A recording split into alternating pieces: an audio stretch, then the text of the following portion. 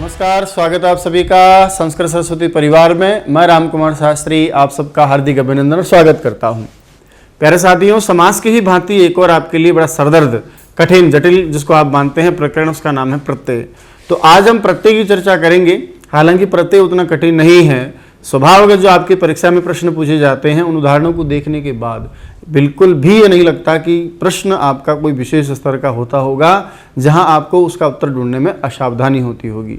बहुत सारे लोग ऐसे भी हैं जो सामान्य मान लीजिए नहीं पढ़े हैं और जुगाड़ से काम चला लेते हैं कि तुम करके हम तुम उनको निकाल लेते हैं, उपसर्ग और यह करके हम लेप निकाल लेते हैं, तव्यम करके हम तव्यत को निकाल लेते हैं। तो प्रश्न का जो स्तर है आपका वो कहीं ना कहीं वैसा ही होता है। हाँ, ये जरूर है कि हर जगह जुगाड़ से काम नहीं चलता है। तो ऐसी परिस्थितियों में फिर हम जब प्रत्यय को ढूंढते हैं तो वहाँ थोड़ा विशेष नियमों का, विशेष सिद्धांतों का, विशेष कुछ बातों का ध्यान रखना पड़ता है। यकीन मानिएगा, यदि आपका मन यहाँ क्लास में है, आपकी आंखें मुझे लगातार देख रही हैं और आपके कान एकदम सावधान हैं, सावधान का मतलब चौकन्ने हैं, आप मुझे सुन रहे हैं, कानों तक आवाज़ पहुँच रही है, तो बाकी प्रयास आपको नहीं करना है, वो सारा प्रयास मुझे करना है। और ये गारंटी है मेरी कि सब प्रत्यय प्रकरण हमारा समाप्त होगा। और कोई भी टेस्ट सीरीज आप करेंगे, भले आपको अंदर से फील आ रहा हो कि बहुत कठिन है, सरल है, यार मैं पता नहीं कर पाऊंगा कि नहीं कर पाऊंगा, लेकिन जब आप सीरीज करेंगे तो सारे प्रश्नों के जवाब भी आपको आएंगे। और परीक्षा में जब आपके सामने पेपर होगा, उस भर्ती परीक्षा में जिसकी आप तैयारी कर रहे हैं, उसका कोई ऐसा प्रश्न पत्र प्रत्यय संबंधी भी नहीं होगा जो आपको नहीं आए।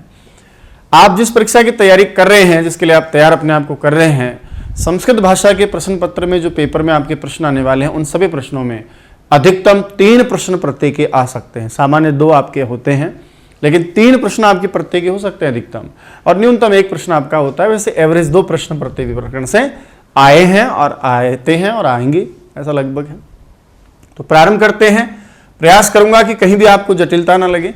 सूत्रों की आपके लिए कोई उपयोगिता नहीं है, फिर भी आपकी जिज्ञासा के लिए जहां मुझे आवश्यक लगेगा मैं सूत्र का नाम भी लिखूंगा। लेकिन हम जो सीखना चाहते हैं और जो मैं आपको सिखाना चाहता हूं उस पर आपका टारगेट होना चाहिए। मैं फिर दोहरा रहा हूँ, सूत्र आपके लिए यहाँ कोई महत्व नहीं रखता है। वो जो हम शास्त्र पढ़ते हैं ग्रेड 2 फर्स्ट कॉलेज स्कूल व्याख्याता में, नेट GR में, तब हमारे लिए उपयोगी होते हैं। वहाँ प्रश्न आते हैं सीधे सूत्रों से। यहाँ ऐसा भी नहीं कि आप सूत्र सीख लोगे तो आपको सब आ जाएगा ना। यहाँ सूत्रों से प्रत्यय का कोई संबंध नहीं है। यहाँ सिर्फ धातु में प्रत्यय कौन सा है, पहला प्रश्न हो गया। दूसरा प्रश्न होगा इस प्रत्यय को धातु से योग करके शब्द बनाइए, क्या बनेगा। और तीसरा प्रश्न सामान्य आपको वही होता है कि दोनों को अलग अलग करके प्रकृति और प्रत्यय का विभाजन कीजिए। तो इस शब्द में प्रत्यय कौन सा है, दूसरा हो सकता है इसमें प्रकृति प्रत्यय, दोनों बताइए कौन से हैं, और दोनों अलग अलग करके आपको कह सकता है कि इसको जोड़िए कौन सा शब्द बनेगा। ऐसा आपका विशेष जो टॉपिक जिसका हम अध्ययन करने जा रहे हैं साथियों, उसका नाम है प्रत्ययः। शब्द आपका पुल्लिंग में व्यवहार होता है, लिखा है प्रत्ययः। अकारांत शब्द है, पुल्लिंग में राम की तरह क्या बना है, प्रत्यय। कहा सा प्रत्यय होता क्या है, तो प्रत्यय की परिभाषा में वहां लिखा है, यानी प्रत्यय का अर्थ समझाने के लिए, अर्थ कह लीजिए या परिभाषा कह लीजिए, तो वहां लिखा है कि धातु या शब्द के पीछे, यानी प्रत्यय का प्रयोग धातु के पीछे भी किया जाता है या किसी शब्द के पीछे भी किया जा सकता है। तो धातु या शब्द के पीछे, याद रखिएगा हम पहले भी उपसर्ग एक प्रकरण पढ़े हैं और वहां मैंने आपको बोला था धातु के आगे जुड़ने वाले जो प्रादि हैं वो आपके उपसर्ग कहलाते हैं, उनकी संख्या 22 पढ़ी थी हमने। अब यहाँ जो हम प्रकरण पढ़ रहे हैं वो आपका प्रत्यय का प्रकरण है, और प्रत्यय के प्रकरण में जो हम परिभाषा पढ़ेंगे वहां थोड़ी सी परिभाषा आपकी बदल जाएगी कि धातु या शब्द के पीछे, है ना, आने वाले या जुड़ने वाले, पीछे जुड़ने वाला वर्ण, जुड़ने वाला वर्ण, वो एक वर्ण भी हो सकता है या फिर कई सारे वर्णों का समूह, यानी समूह या समुदाय, जो भी आप इसको कहना चाहें वो भी हो सकता है। वही बताइए क्या कहलाता है आपकी भाषा में, प्रत्यय कहलाता है। यानी प्रत्यय का प्रयोग हमेशा धातु या शब्द के पीछे किया जाता है। प्रत्यय का प्रयोग या तो धातु से किया जाता है या प्रत्यय से किया जाता है। वो प्रत्यय आपका एक वर्ण का भी हो सकता है और वर्णों के समुदाय का भी हो सकता है। और प्रत्यय जैसे ही जुड़ता है मेरे साथियों, वैसे जैसे ही जुड़ेगा वो अर्थ में विशिष्टता प्रदान कर देता है। अर्थ में क्या ला देता है, विशिष्टता ला देता है ना। विशिष्टता से मेरा तात्पर्य अर्थ को थोड़ा विशेष बना देता है। तो इसमें बहुत सारी बातें मैंने लिखी हैं अनायास आपके लिए। सबसे पहली बात, उसका प्रयोग हमेशा धातु या शब्द से किया जाता है। इसका प्रयोग हमेशा पीछे किया जाता है। वो एक वर्ण का भी हो सकता है या वर्ण समुदाय का भी हो सकता है। और अंत में जो मैंने बात लिखी है वो ये है कि वो अर्थ में क्या देता है, विशिष्टता। आइए उदाहरण के लिए मैं एक बात के द्वारा एक माध्यम से मैं आपको समझाने का प्रयास करता हूँ। आपने कहा कि साहब एक वर्ण का भी होता है और अर्थ में विशिष्टता भी लाता है। आपने कहा कि वो एक वर्ण का न होकर एक वर्ण समुदाय यानी एक वर्ण समूह भी हो सकता है, ऐसा भी मैंने आपसे कहा है। तो आप प्रश्न कर सकते हैं कि सर ऐसा कैसे होता है, तो सुनिएगा, उसको हम सीख रहे हैं। एक वर्ण से तात्पर्य जो दिख रहा है ना, वो ओरिजिनल, उससे आपको तात्पर्य नहीं है। हम जब प्रत्यय करेंगे तो वहां प्रत्यय में कई सारे वर्णों का तो लोप ही हो जाता है। पीछे जो विशेष अवशेष आपका बचता है, पीछे जो आपका वर्ण शेष बचता है कि फाइनली इसमें ये बचेगा, उसको टारगेट करके आपको देखना है। जैसे उदाहरण के लिए हमारे पास, हालांकि अपने पाठ्यक्रम में नहीं, लेकिन मैं वही लेता हूं जो अपने पाठ्यक्रम में है। आप कुछ ऐसे प्रत्यय पढ़ेंगे जिनमें एक ही वर्ण बचता है। जैसे एक प्रत्यय का नाम आपने सुना हो, हम टाप प्रत्यय पढ़ते हैं स्त्रीलिंग में, और उस टाप प्रत्यय में केवल पता है क्या बचता है, आ बचता है। उसी प्रकार से यहाँ आप यत अण्यत क्या इतने सारे प्रत्यय आप पढ़ते हैं, जब यत प्रत्यय का प्रसंग आएगा तो उस प्रत्यय में केवल क्या बचता है, यह बचता है। हालांकि इसमें दो वर्ण आपको दिखाई दे रहे होंगे, सामान्य हम इसको एक ही मान के चल रहे हैं। तो देखिए कहीं कहीं एक ही वर्ण बचता है ना, लेकिन कहीं कहीं बहुत सारे वर्ण होते हैं। टाप कह लीजिए, यत कह लीजिए, ये तो आपको ज्यादा दिख रहे होंगे साहब, इसमें ट भी है, आप है या तो दो हैं, इसमें भी दो दिख रहे हैं, तीन दिख रहे हैं। बोला जो बच रहा है ना उसको टारगेट करना है। इसमें क्या बचा था, आप बचा था, और इसमें क्या बचा, ये। इसी तरह से ये वर्ण समुदाय भी हो सकता है साथियों। जैसे आपने एक प्रत्यय का नाम सुना होगा सानच। अब सानच में भी वो लोप होता है, लेकिन जाते जाते भी स में आ बचता है और पीछे न बचता है, तो ये कई सारे वर्णों का समुदाय हो गया। इसी प्रकार से आप अक्तवतु नाम का एक प्रसिद्ध प्रत्यय, आपने जरूर इसका नाम सुना होगा, इसको पढ़ा होगा। जब इसकी हम बात करते हैं तो वहां त व त ऐसा करके कई सारे वर्ण समुदाय बचते हैं। तो कुछ वर्ण ऐसे होते हैं जहां एक ही वर्ण होता है प्रत्ययों में, और कुछ प्रत्यय ऐसे होते हैं जहां एक से अधिक वर्ण भी होते हैं। बोला साहब ये अर्थ में कैसे विशेषता ले आते हैं, तो अर्थ में विशेषता के उदाहरण को भी हम समझते हैं कि अर्थ में कैसे विशेषता ले आता है। अर्थ में विशेषता से मतलब है कि पहले एक सामान्य अर्थ था, लेकिन जैसे ही किसी प्रत्यय का हम प्रयोग करते हैं तो अर्थ में एक विशेष अर्थ आ जाता है, थोड़ी विशेष बातें अर्थ में आ जाती हैं। कैसे आ जाती हैं, आइए हम उदाहरण से समझते हैं। आप सबने एक धातु का नाम सुना होगा, पठ, है ना। निश्चित रूप से आपको पता है कि पठ का मतलब होता है पढ़ना। बोलिए क्या होता है, पढ़ना। लेकिन दोस्तों मैं जैसे ही पठ में एक प्रत्यय कर दूं जिसका नाम है तुमुन, या और कोई प्रत्यय आपकी इच्छा हो, जैसे अक्तुआ या कुछ भी आप कर सकते हैं। जैसे मान लीजिए आपने अक्तुआ प्रत्यय किया और पठ में अक्तुआ करके आपने एक शब्द बना लिया, कैसे बना वो आगे हम सीखेंगे। अभी मैं सिर्फ आपको ये बताना चाहता हूँ कि अर्थ में विशेषता कैसे आ जाती है। उपसर्ग में आपको पढ़ा रहा था, तब मैंने आपको क्या पढ़ाया कि उपसर्ग लगने से धातु के अर्थ में परिवर्तन हो जाता है। हालांकि वो परिवर्तन भी फिर मैंने आपको 3 प्रकार से बताया कि भाई देखो हमेशा परिवर्तन होता है ऐसा भी जरूरी नहीं है, लेकिन थोड़ा बहुत परिवर्तन आमूलचूल हो जाता है कई बार। यहां मैंने परिवर्तन नहीं बोला क्योंकि धातु यहां अर्थ अपना नहीं छोड़ता, शब्द अपना अर्थ नहीं छोड़ता। कई बार परिवर्तन भी दिखेगा, लेकिन वो परिवर्तन एक विशिष्टता के साथ होता है, यानी ज्यादातर धातुओं के या किसी शब्द में प्रत्यय जोड़ने पर वहां विशिष्टता आ जाती है। अब यदि मैं आपसे पूछूं कि देखिए पढ़ धातु से आपने अक्तवा किया, अब धातु का मतलब था पढ़ना। अब आपने जैसे अक्तवा किया, अब आपकी धातु क्या होगी, पठित्वा, अर्थ हो गया पढ़ करके। तो पढ़ने का अर्थ क्या चला गया, पढ़ करके चला गया, लेकिन अर्थ तो भी पढ़ना ही है ना। तो इस प्रकार से साथियों जब भी हम किसी प्रत्यय का तुमुन करेंगे तो वहां पढ़ने के लिए अर्थ हो जाएगा, है तो पढ़ना ही ना। तो क्रिया में, धातु में, शब्द में जब हम कोई प्रत्यय जोड़ते हैं तो उस प्रत्यय के योग से उसके अर्थ में क्या आ जाता है, विशिष्टता आ जाती है। यही प्रत्यय की विशेषता है। यही मैंने 2-3 बातें आपको लिखवाई हैं, दोबारा सुनिएगा। कहा एक वर्ण का भी हो सकता है, वर्ण समूह भी हो सकता है, और इसके प्रयोग से अर्थ में क्या आ जाती है, विशिष्टता आ जाती है ना। जैसे पठ से अक्तवा करेंगे तो पठित्वा हो जाएगा। थोड़ा और सीखना चाहते हैं हम, जैसे उदाहरण के लिए मान लीजिए आपके पास में वही धातु वापस ले रहा हूँ, पट है। अभी आपने पट का मतलब सुना था पढ़ना, लेकिन अब की बार मैंने प्रत्यय लगा दिया उसमें तुमुन, और आपका शब्द बन गया। पहले अक्तवा लगाया तो आपने पठित्वा बनाया, इस बार आपने तुमुन लगाया तो शब्द आपका बन गया पठितुम। बोला सब पठितुम का क्या अर्थ निकलेगा, तो पठ का अर्थ क्या था, पढ़ना। अब आपका है तो अर्थ अभी भी पढ़ने का अर्थ ही, लेकिन वो थोड़ा सा विशेष अर्थ हो गया कि पढ़ने के लिए अर्थ आपको पता है, तुमुन प्रत्यय का हम पढ़ेंगे आगे। इस प्रकार से प्रत्ययों के लगने से धातु या शब्द के अर्थ में विशिष्टता आ जाती है, थोड़ा विशेष अर्थ हो जाता है, हल्का सा हेरफेर अर्थ में हो जाता है। अब प्यारे साथियों ये जो हम प्रत्यय पढ़ते हैं, सवाल आता है कि सर ये प्रत्यय होते कितने प्रकार के हैं।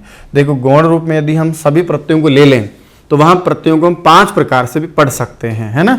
तो मैं थोड़ा विशेष लेकर चलता हूं, जब हम सीख ही रहे हैं तो क्यों ना अच्छा सीखें। प्रश्न है अगला कि मान लीजिए आपसे पूछे कि प्रत्ययों के प्रकार का सवाल हो और प्रत्येक प्रकार में एक सिंपल सा सवाल हो कि मान लीजिए मैं इसको सीखने के उद्देश्य से यदि बांटना चाहूँ तो प्यारे साथियों याद रखिएगा, यहाँ जो संख्या लिखने जा रहा हूँ उसका नाम अलग है। ये आपकी परीक्षा का उत्तर नहीं है कि प्रत्येक के प्रकार आपसे पूछे और आप कह दो 5 प्रकार के हैं।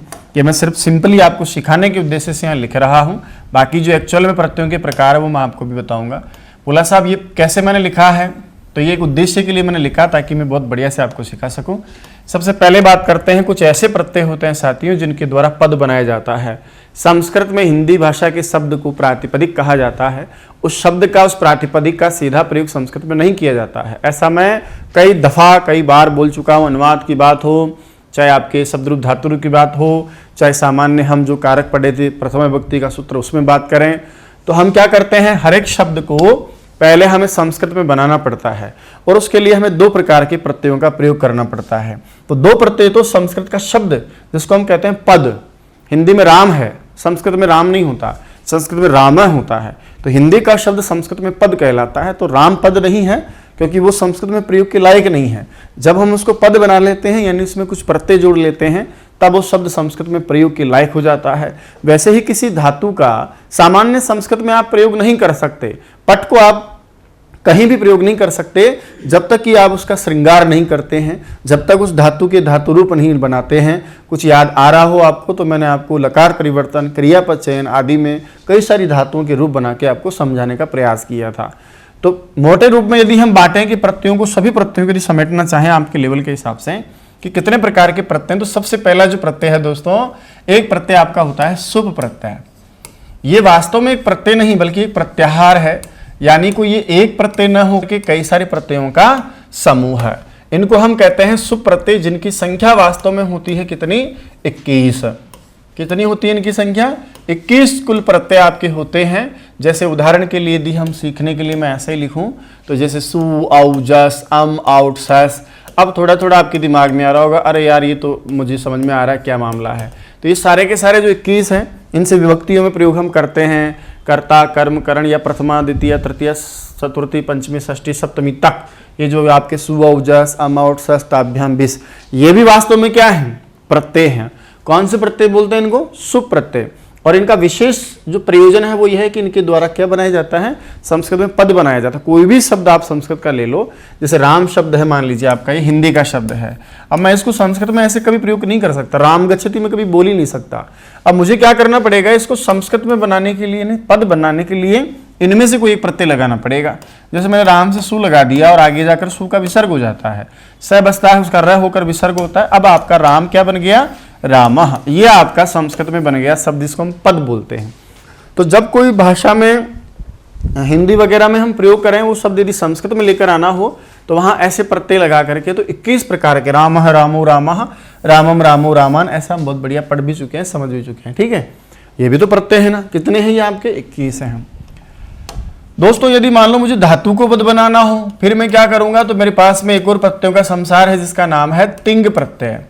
बोलिए कौन से प्रत्यय हैं, तिंग प्रत्यय। ये भी कोई आपके लिए नई चीज नहीं है, हम प्रसंगवश कई दफा इनको याद कर चुके हैं। बोला साहब ये कितने हैं, तो याद रखिएगा कि उनकी संख्या कितनी थी, 21 थी। और इनकी जो संख्या आपसे पूछा जाए तो याद रखिएगा इनकी संख्या होती है आपके 18। और ये 2 प्रकार से होते हैं, इनमें 9 परस्मय पद के प्रत्यय होते हैं और 9 आपके आत्मनेपद के प्रत्यय होते हैं। तो 9 तो क्या है, परस्मय पद हैं। और परस्मय पद जो पठती, पठता, पठंती में तीत, अंति आदि काम आते हैं। और उसके बाद में जो 9 बच गए 18 में से, अरे 18 में से 9 जाएंगे तो 18 में से 9 गए तो 9 ही बचेंगे ना भाई, वो आपके आत्मनेपद होते हैं। जैसे लभते, लभेते, लभंते की तरह बनते हैं।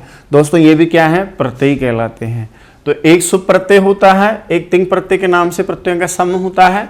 शुभ 21 होते हैं और तिंग 18 होते हैं। जो विशेष बात मैं यहाँ बताना चाहता हूँ, ये दोनों ही प्रत्यय हैं तो प्रत्यय, लेकिन इनको कहीं ना कहीं हम अलग ही रूप में लेते हैं, इसलिए इनके बीच में एक बाउंड्री वॉल में ऐसे बना देता हूँ।